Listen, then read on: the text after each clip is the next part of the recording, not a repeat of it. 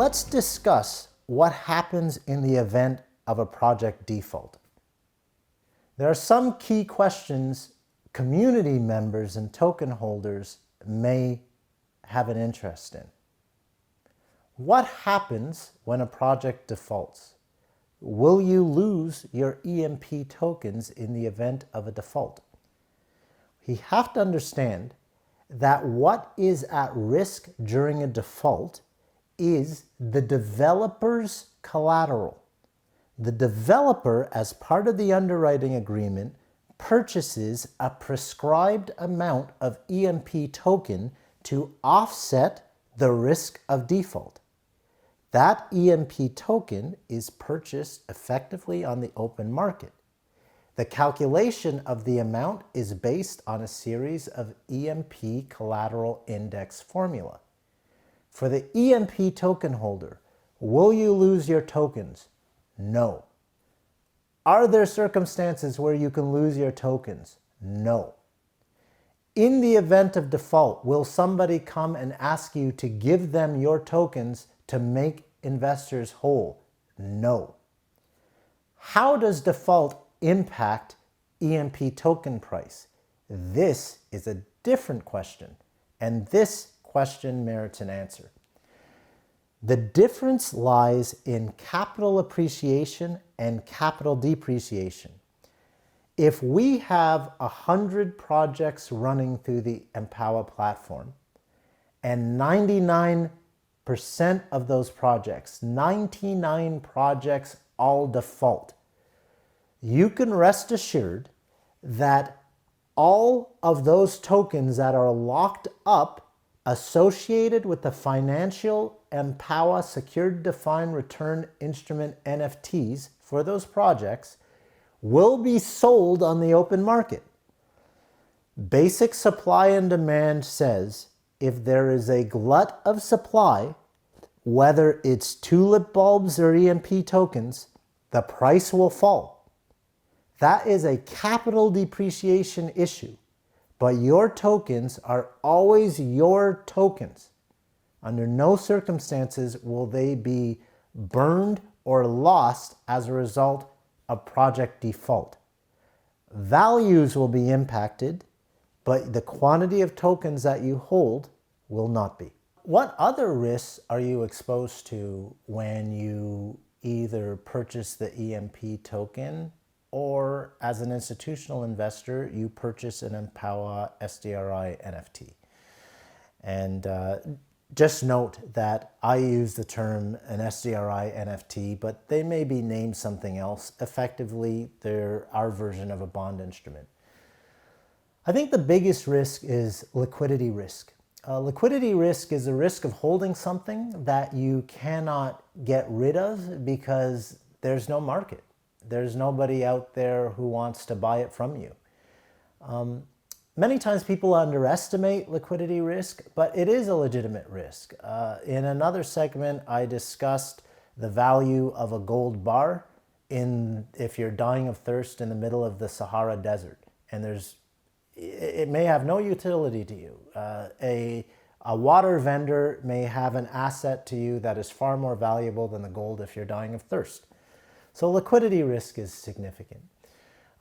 Particularly from the perspective of token holders, the risk of unstable or unrealized capital appreciation, and in the event of an extreme increase in the token price, one of the significant risks is the risk of capital depreciation, particularly rapid capital depreciation. In terms of holding the token itself, it is essentially a utility instrument that doesn't confer any particular operating risk to the holder, but the financial risk is the money you put into the token. Well, the token value can, of course, appreciate from your original investment position, and I think ultimately that's something every token holder wishes for. But I would be remiss if I did not say that what goes up can also go down. There is also the possibility that depending on the value you bought into the token price can fall.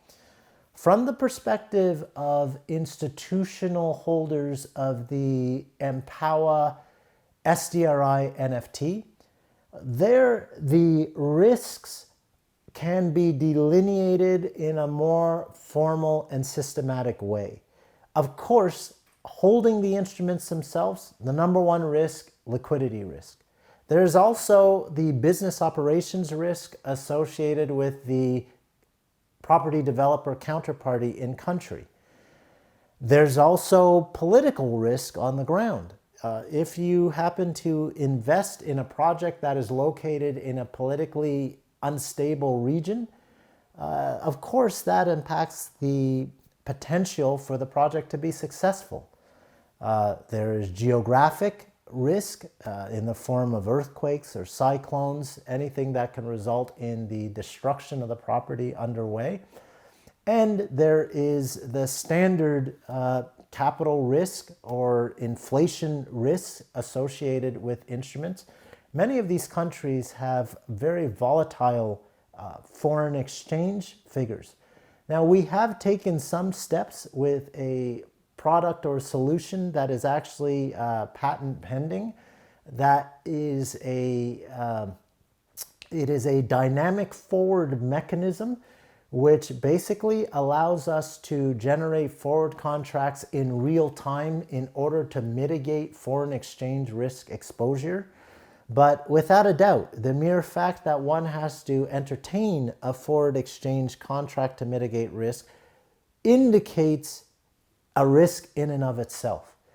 But on the institutional side, there will always be effectively a credit rating and SDG rating process for any instruments that are created.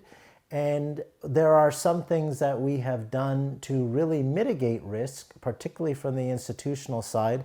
And from the institutional side, specifically NFT holders, there are some things like the fact that we are securing the cash flows associated with the project more so than any other aspect of the project. The fact that we are making use of sinking funds where possible. The fact that through our Empowa Pay app, which serves to formalize informal payments, we're given the opportunity to see cash flows very, very quickly.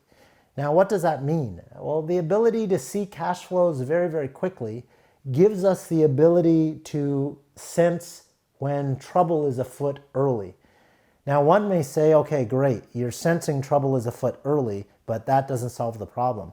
Well, that would be analogous to saying radar does not help you fly. Sensing trouble early helps us determine how best to help the developers or how best to restructure financial operations to alleviate the greatest risk, which is instrument default risk.